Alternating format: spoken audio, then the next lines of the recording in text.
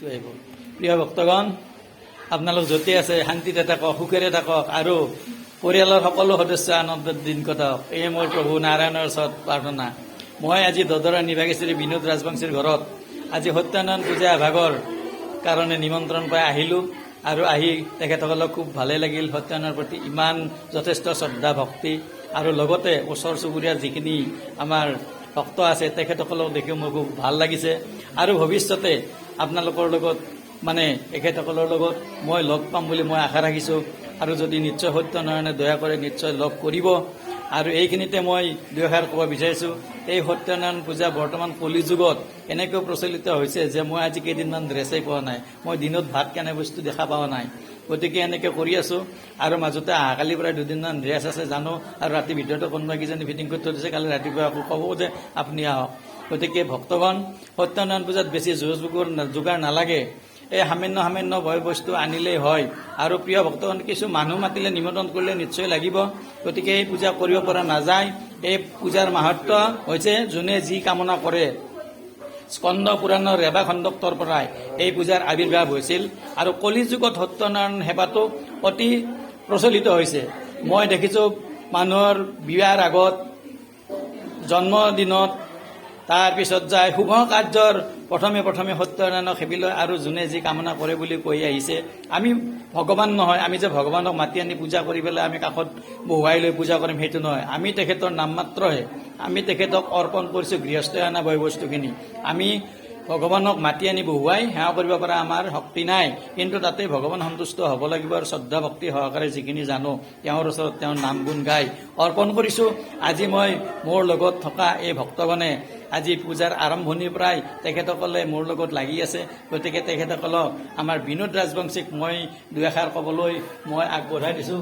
বিনোদ ৰাজবংশী এতিয়া ক'ব কেনেকুৱা লাগিল, কেনেকুৱা নাৰায়ণ পূজা তেখেতে কিমান বছৰৰ পৰা কৰি আছে তেখেতে ক'ব। মই বৰ্তমান 4-5 বছৰৰ বেছি হ'ল, লগতে প্ৰত্যেক বছৰে কৰি আছোঁ। আপোনাৰ লগত প্ৰথম আহি ভালে লাগিছে, আপুনি আশা কৰোঁ আপুনি মোৰ লগত নেক্সট পূজাও থাকিব বুলি আশা কৰিলোঁ। আচ্ছা, এইখিনিতে বিনোদ ৰাজবংশীলৈ মই অশেষ ধন্যবাদ জনাইছোঁ। তেখেতক ভগৱান সত্যনাৰায়ণ দেৱতাই কৃপা কৰক আৰু তেখেতৰ মনোকামনা সিদ্ধি কৰক আৰু ভৱিষ্যতে তেখেতক সত্যনাৰায়ণৰ চৰণত সেবিবাৰ বহু শক্তি দিয়ক। আৰু লগতে বিনোদ ৰাজবংশীৰ সহধৰ্মিনী শ্ৰীমতী নিজৰা ৰাজবংশী মোৰ কাষতে আছে। গতিকে নিজৰা ৰাজবংশী এই সত্যনাৰায়ণ সেৱাৰ যোগাৰ 2-3 দিনৰ পৰাই কষ্ট কৰি আছে। মাকো আহিব পৰা নাই, কিন্তু বহুত কষ্টৰ মাজেদি সত্যনাৰায়ণক কিন্তু সেবিব এৰা নাই। মনত হাঁহি মুখ লৈ তেখেতে সত্যনাৰায়ণ সেৱা আৰম্ভ কৰি আছে। গতিকে তেখেতে দুআষাৰ ক'ব। ভালেই লাগিল এখেতৰ লগত পূজা ভাগ সম্পন্ন কৰিব পাৰি আৰু আগলৈকে তেখেতে আমাৰ নাৰায়ণ পূজা ভাগত আহিব বুলি এটা আশা থাকিল।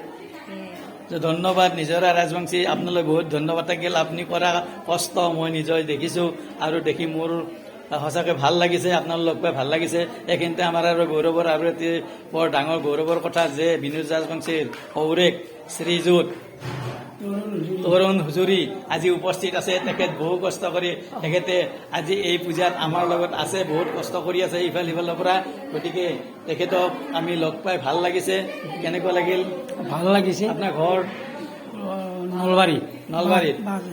নলবাৰী বাঁহজানিত। ঠিক আছে, আপোনাৰ নিশ্চয় 60ৰ ওপৰ হৈছে বয়স হৈছে। গতিকে ঠিক আছে, এনেকৈ যে সত্যনাৰায়ণৰ সেৱাত আহিব পাৰিছে তাৰ কাৰণে বহুত ধন্যবাদ। আৰু আমাৰ বাইদেউ এজনী আছে, বাইদেউজনী মই নাম নাজানো, বাইদেউৰ নামটো সুমিত্ৰা ৰাজবংশী। কেনেকুৱা লাগিলে? জয় সত্যনাৰায়ণ প্ৰভু।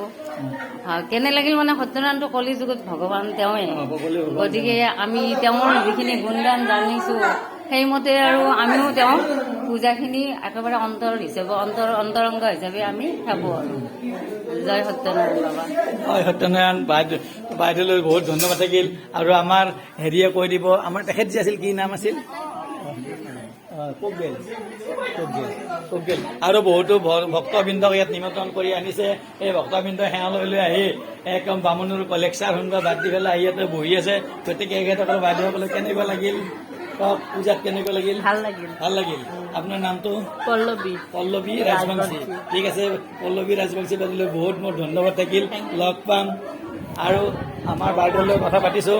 এইখিনিতে মই ভিডিঅ' লম্বা নকৰি শেষ কৰিছোঁ। গতিকে ধন্যবাদ, আকৌ লগ পাম।